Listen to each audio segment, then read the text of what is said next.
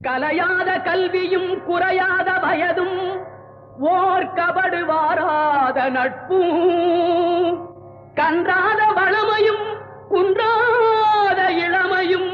கழுபிணியிலாத உடலும்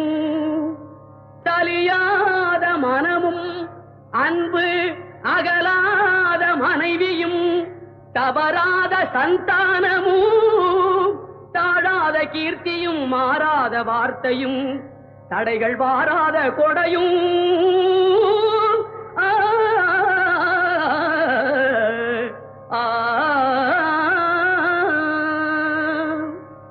தொலையாத நிதியமும் கோணாத கோலும் ஒரு துன்பமில்லாத வாழ்வும் புய்யனின் பாதத்தில் அன்பும்